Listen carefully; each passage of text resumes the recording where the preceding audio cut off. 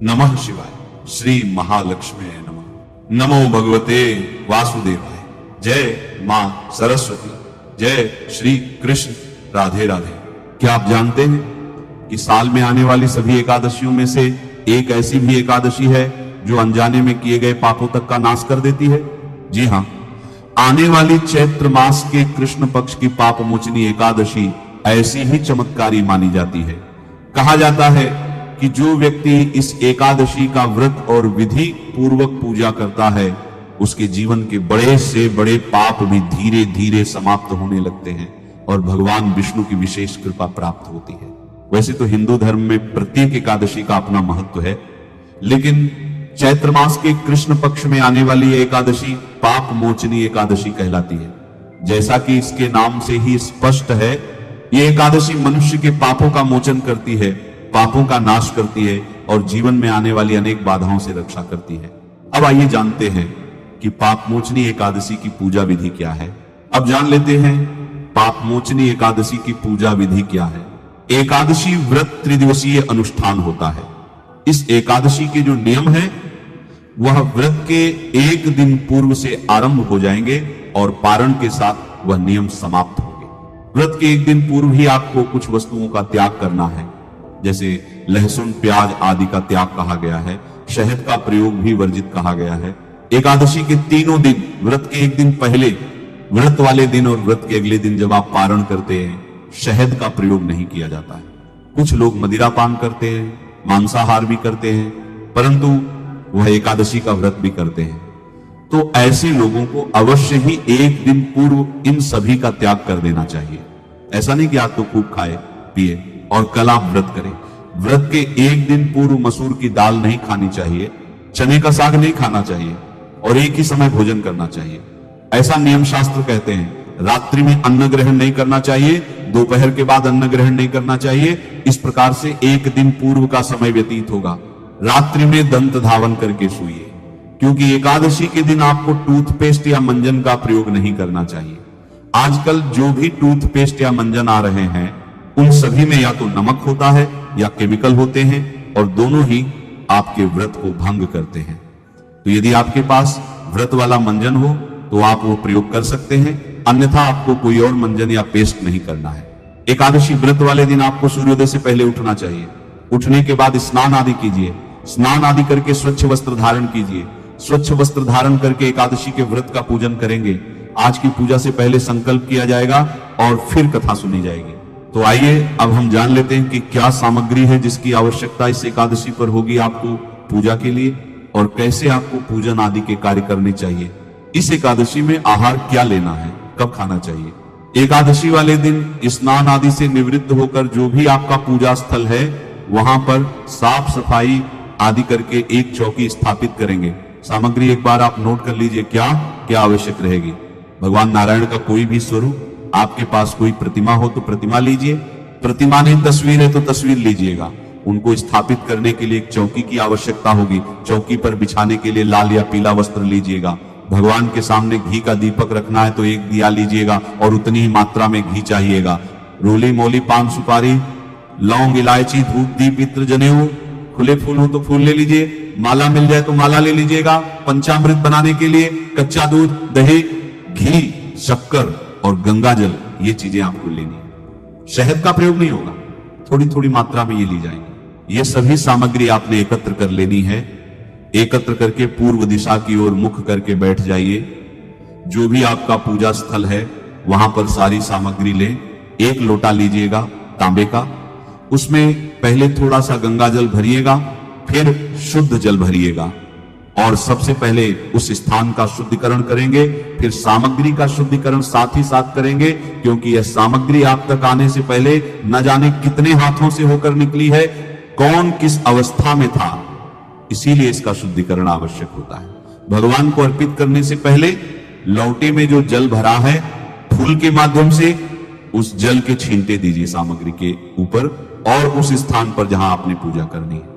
अपवित्र पवित्रो वह सर्वावस्था गतोच पीवा या स्मरित पुंडरीकाक्षम सबाह्याभ्यंतर शुचिया, इस प्रकार जल के छींटे देकर आपने शुद्धिकरण किया है।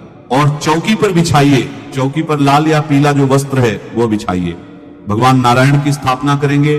भगवान की तस्वीर या प्रतिमा जो आपके पास है उसे वहां स्थापित करें।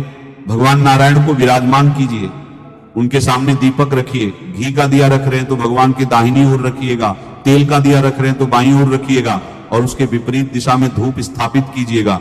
ध्यान दीजिएगा, और दीपक को आसन अवश्य देना है, तो आसन के रूप में पुष्प रख दीजिएगा, उसके ऊपर दीपक रखिएगा, या थोड़े से गेहूं बाजरा जो भी आपके पास अनाज हो वह भी आसन रूप में दे सकते हैं। पुष्पोत्तम है, पुष्प रख दीजिएगा। भगवान नारायण को भी आसन दिया जाएगा, वो मैं भी आपको आगे बताऊंगा कैसे देना है। इस प्रकार से आपने स्थापना कर लेनी है। स्थापना करने के बाद एक किसी छोटे पात्र में थोड़ा सा जल भरिए। गंगा जल युक्त जल जो आपने लोटे में भरा है उसी में से थोड़ा सा उसमें डाल लीजिए।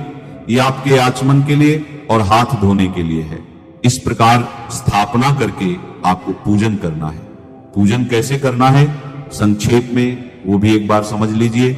आसन लगाकर बैठ जाइए। सबसे पहले जो मैंने दूसरे पात्र में जल भरवाया है थोड़ा सा हाथ धोने के लिए, उसमें से 1 चम्मच जल दाहिने हाथ पर लीजिए और हाथ धो लीजिए। हाथ धोने के बाद 3 बार आचमन कीजिए। एक चम्मच जल, और चम्मच बहुत बड़ा ना हो, ऐसा चम्मच होना चाहिए जिसमें 2 बूंद जल आए, क्योंकि जो लोग व्रत करते हैं उनको यह संदेह होता है कि निर्जला एकादशी व्रत में आचमन के रूप में जल लेने से कोई दोष तो नहीं लगता। शास्त्र कहते हैं कि यह दोष नहीं है, क्योंकि आचमन तो पूजा में की ही जाती है। तो एक एक मंत्र पर 1-1 चम्मच जल, जिसमें 2 बूंद जल हो, आपको पी जाना है। चा केशवाय नमः जल लीजिए, दाहिने हाथ पर लेकर पी जाइए। नारायणाय नमः जल लीजिए, दाहिने हाथ पर लेकर पी जाइए। 1 माधवाय नमः जल लीजिए, दाहिने हाथ पर लेकर पी जाइए। फिर एक बार ओम गोविंदाय नमः कहकर हाथ पर जल लीजिए और हाथ धो लीजिए। अब अपने आप को तिलक कीजिए, मौली बांधिए। पारिवारिक जन बैठकर यदि पूजन कर रहे तो उन्हें भी तिलक कीजिए, मौली बांधिए, दीपक को प्रज्वलित कीजिए और धूप को प्रज्वलित कीजिए। धूप दीप जलाने के बाद पुनः अपने दाहिने हाथ पर जल लीजिए, हाथ धो लीजिए। अब आप सबसे पहले व्रत पूजन का संकल्प करेंगे, फिर हम भगवान का आवाहन करते हुए पूजन करेंगे। संक्षेप में बता रहा हूं, सभी मंत्रों के साथ नहीं, क्योंकि बहुत बड़ा वीडियो हो जाता है।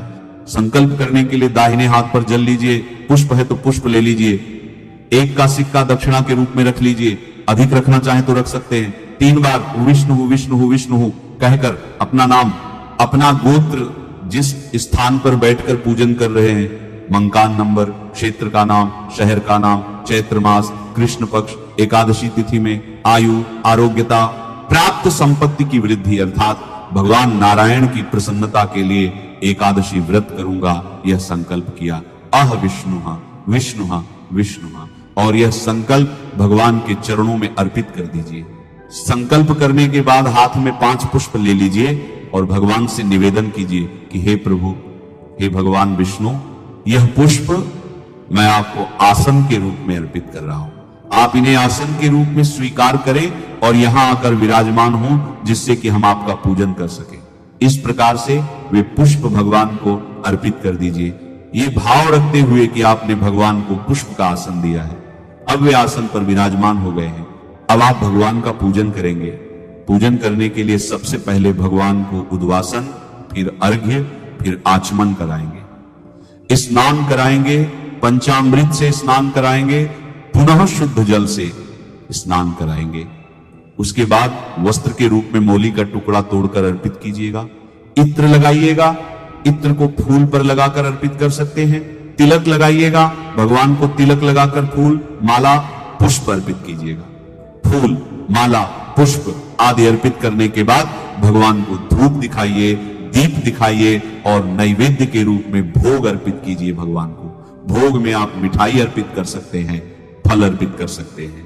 आम का समय आ गया है, अगर आपके यहाँ आम उपलब्ध है तो भगवान को अर्पित कीजिएगा, या आप मिश्री, बताशा जो आपके पास है वह अर्पित कीजिए। भोग अर्पित करने के बाद आचमन कराइएगा। 1 चम्मच जल लीजिएगा, भगवान को आचमन के रूप में अर्पित कीजिएगा। आचमन के बाद तांबूल अर्पित किया जाता है।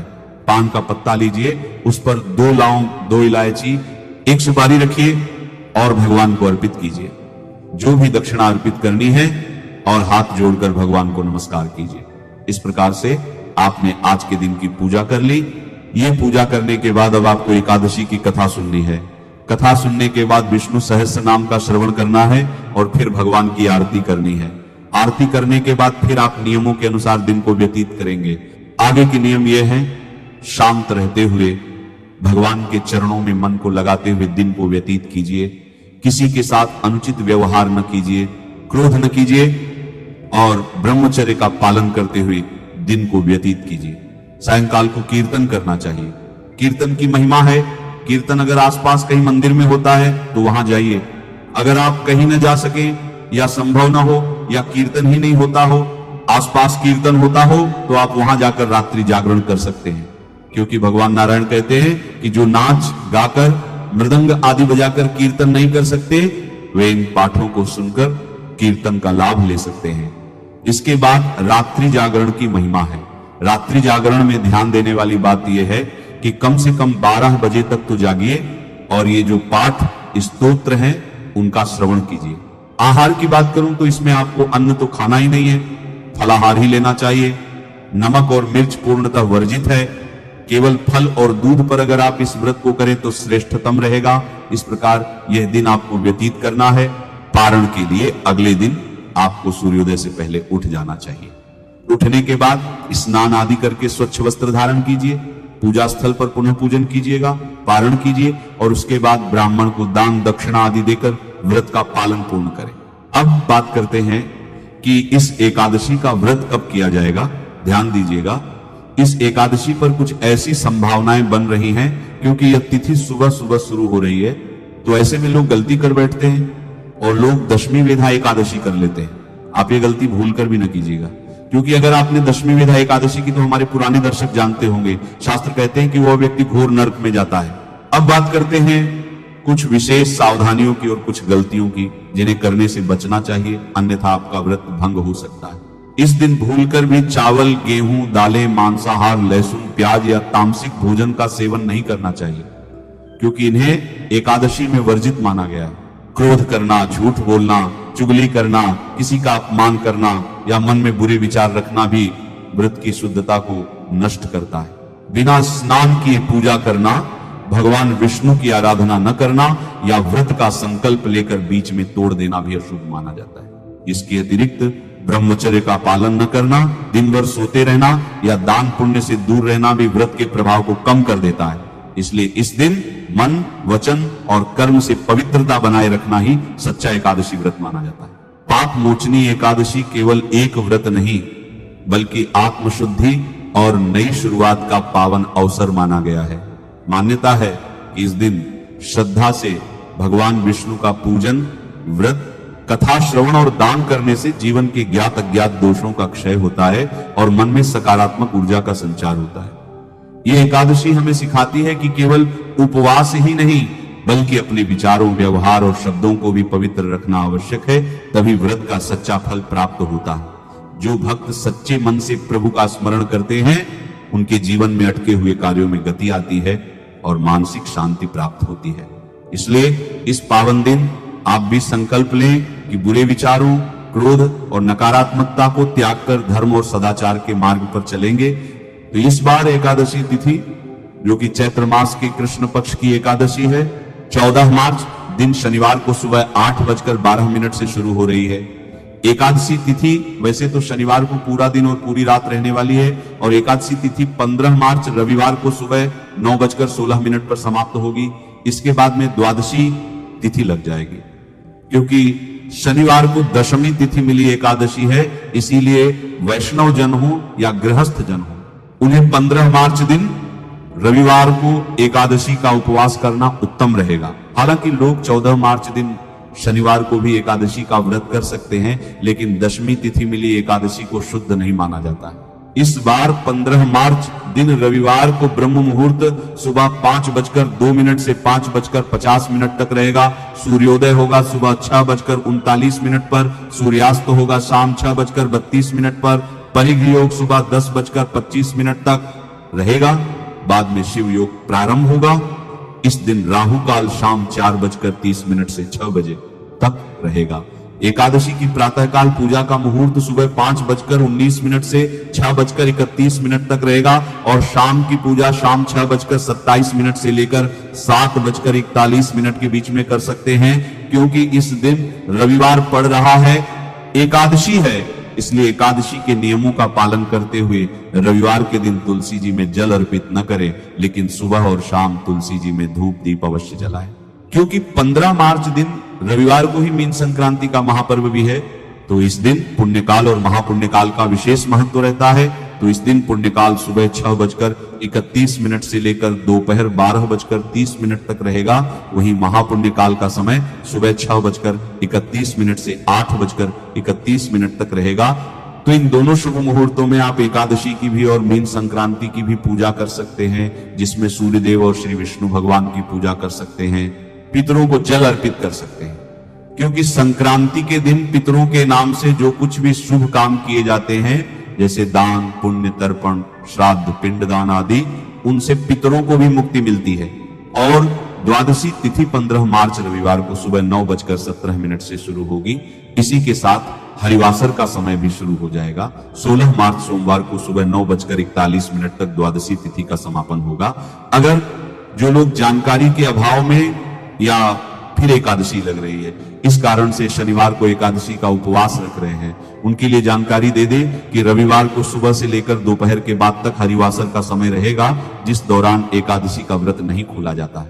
16 मार्च सोमवार को ब्रह्म मुहूर्त सुबह 5:01 से 5:49 तक रहेगा। इस दिन सूर्योदय होगा सुबह 6:38 पर, सूर्यास्त होगा शाम 6:32 पर और शिव योग सुबह 9:36 तक रहेगा। बाद में सिद्धि योग प्रारंभ हो जाएगा। तो सोमवार के दिन सर्वार्थ सिद्धि योग भी बन रहा है, जो कि शुभ कार्यों को करने के लिए, किसी खास काम को करने के लिए बहुत ही शुभ रहेगा। राहु काल सुबह 7:30 से 9 बजे तक रहेगा। हरिवासर का समय 15 मार्च दिन रविवार को यानी मीन संक्रांति के दिन, जिस दिन एकादशी का उपवास भी रहेगा, शाम 4 बजे तक समाप्त होगा। तो इस दौरान केवल पूजा पाठ मंत्र जाप भजन कीर्तन कर सकते हैं। हरिवासर के दौरान व्रत नहीं खोला जाता। और ऐसे में इस बार पाप मोचनी एकादशी व्रत का पारण 16 मार्च दिन सोमवार को सुबह 6:30 से लेकर 8:54 तक कर सकते हैं। ध्यान रखिएगा, द्वादशी तिथि बीतने से पहले आपको एकादशी का व्रत खोल लेना है। व्रत खोलने से पहले भगवान को सात्विक चीजों का भोग लगाएं। इसी एकादशी से जुड़ी हुई एक सुंदर पौराणिक कथा का श्रवण करेंगे, जिसे हमने अपने वैदिक शास्त्रों से लिया हुआ है। तो चलिए आज की कथा का आरंभ करते हैं। एक समय माता पार्वती और भगवान शिव कैलाश पर बैठे हुए थे। उस समय देवी पार्वती ने भगवान शिव से जिज्ञासा प्रकट करते हुए कहा, हे महेश्वर, प्रत्येक मास में कौन कौन से महोत्सव आते हैं, किसका पालन करना चाहिए और उनके लिए उत्तम विधि विधान क्या है, किस महीने के देवता कौन से हैं, किनकी पूजा करनी चाहिए और उस पूजन की महिमा कैसी है तथा वह किस तिथि को करना उचित है, कृपया इन सभी विषय में मुझे विस्तार से बताएं। माता पार्वती की बात सुनकर भगवान शिव ने कहा, हे देवी, मैं तुम्हें प्रत्येक मास के समस्त उत्सवों की विधि बताऊंगा, लेकिन सबसे पहले मैं तुम्हें चैत्र मास के विषय में बताता हूं। ध्यानपूर्वक सुनो। शुक्ल पक्ष में विशेषकर एकादशी तिथि के दिन चैत्र मास में भगवान को झूले पर बिठाकर उनकी पूजा करनी चाहिए। इसे दोलारोहण का उत्सव कहा जाता है। इस उत्सव को बड़े भक्ति भाव के साथ विधि पूर्वक मनाना चाहिए। हे पार्वती, जो लोग कलयुग के पाप और दोष का अपहरण करने वाले भगवान श्री कृष्ण को झूले पर विराजमान देखते हैं, उस रूप में उनकी झांकी करते हैं, वे सहस्त्र अपराधों से मुक्त हो जाते हैं। करोड़ों जन्मों में किए गए उनके पाप नष्ट हो जाते हैं। यह समस्त पाप तभी तक मनुष्य के अंदर रहते हैं जब तक वह विश्व के स्वामी भगवान जगन्नाथ को झूले पर बिठाकर उन्हें अपने हाथ से नहीं झुलाता। जो भी मनुष्य कलयुग में झूले पर बैठे हुए जनार्दन का दर्शन करता है, वह गो हत्यारा हो तो भी मुक्त हो जाता है। दोलोत्सव से प्रसन्न होकर सभी देवता भगवान शिव को साथ लेकर झूले पर बैठे हुए भगवान श्री विष्णु की झांकी करने के लिए स्वयं आते हैं और आंगन में खड़े होकर हर्ष में आकर वे स्वयं भी नाचते गाते और बाजे बजाते हैं। वासुकी आदि नाग और इंद्रदेव भी इनके दर्शन के लिए आते हैं। भगवान विष्णु को झूले पर विराजमान देखकर तीनों लोकों में उत्सव होता है और सभी लोग सैकड़ों कार्य छोड़कर दौलोत्सवम झूलन का उत्सव करते हैं। जो लोग झूले पर बैठे हुए भगवान श्री कृष्ण के सामने रात्रि में जागरण करते हैं, उन्हें एक निमेष में ही हर प्रकार के पुण्य की प्राप्ति हो जाती है। हे सुरेश्वरी, झूले पर विराजमान दक्षिणाभिमुख भगवान गोविंद का एक बार भी दर्शन करके मनुष्य ब्रह्म हत्या के पाप से भी छूट जाता है। चैत्र मास के शुक्ल पक्ष की एकादशी के दिन गायत्री मंत्र के उच्चारण द्वारा भगवान का पूजन करना चाहिए। माधवाय नमः, गोविंदाय नमः, श्रीकंठाय नमः, इन मंत्रों से भी पूजन किया जा सकता है। मंत्र उच्चारण के साथ विधि पूर्वक पूजन करना उचित है। एकाग्रचित्त होकर गुरु को यथाशक्ति दक्षिणा देनी चाहिए। निरंतर भक्ति पूर्वक श्री विष्णु की लीलाओं का गान करते रहना चाहिए।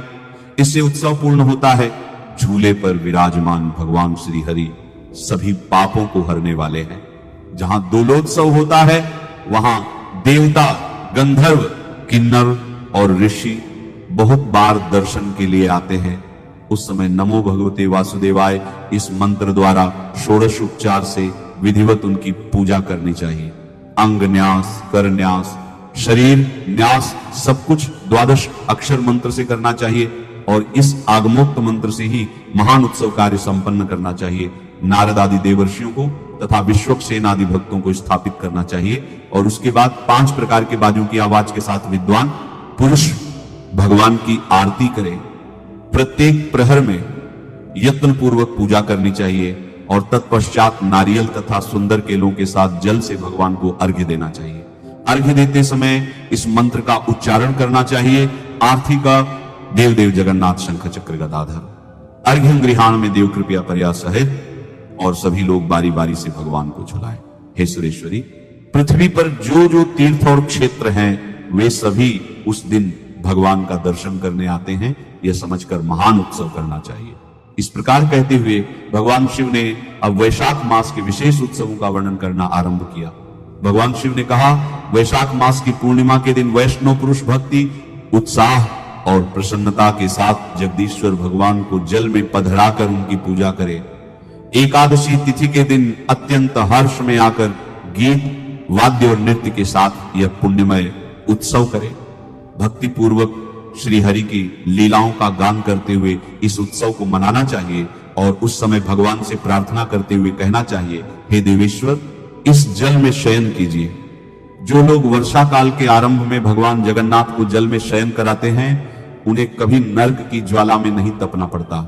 हे देवेश्वर, सोने, चांदी, तांबे अथवा मिट्टी के बर्तन में भगवान श्री विष्णु को शयन कराना उचित है। पहले उस बर्तन में शीतल और सुगंधित जल रखकर विद्वान पुरुष उस जल के भीतर श्री विष्णु को स्थापित करें।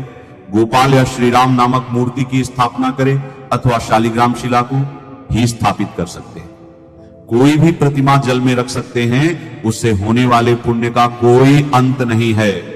पृथ्वी पर जब तक पर्वत है और सूर्य की किरणें विद्यमान हैं, तब तक उसके कुल में कोई नरगामी नहीं होता। इसीलिए ज्येष्ठ मास में श्री हरि को जल में पधराकर उनकी पूजा करनी चाहिए। इससे मनुष्य प्रलय काल तक निष्पाप बना रहता है। ज्येष्ठ और आषाढ़ के समय तुलसी दल से वासित शीतल जल में भगवान धरणीधर की पूजा करें। जो लोग ज्येष्ठ और आषाढ़ मास में अनेक प्रकार के पुष्पों से जल में स्थित श्री केशव की पूजा करते हैं, वे यमयातना से छूट जाते हैं। भगवान विष्णु जल के प्रेमी हैं, उन्हें जल अत्यंत प्रिय है, इसलिए वे जल में शयन करते हैं और इसलिए गर्मी के समय में विशेष रूप से जल में स्थापित करके ही श्री हरि का पूजन करना चाहिए। इस कथा को आगे बढ़ाते हुए भगवान शिव देवी पार्वती से कहते हैं, हे पार्वती, सूर्य के मिथुन और कर्क राशि पर स्थित होने के समय जिसने भक्ति पूर्वक जल में श्री हरि की पूजा की है और विशेषतः द्वादशी तिथि के दिन जिसने जलशाही विष्णु का अर्चन किया है, उसने मानो कोटिशः यज्ञों का अनुष्ठान कर लिया है। जो वैशाख मास में भगवान माधव को जलपात्र में स्थापित करके उनका पूजन करते हैं, वे इस पृथ्वी पर मनुष्य नहीं देवता हैं।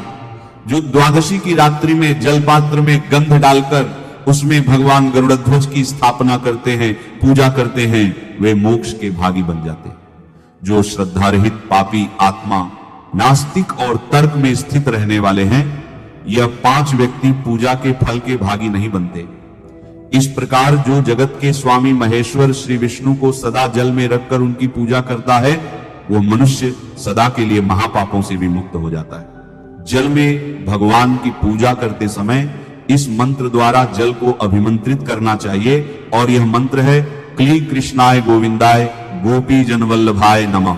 उसके बाद अर्घ्य अर्पित करने के लिए इस मंत्र का उच्चारण करें। देवदेव महाभाग श्रीवत्सकृत लांछन।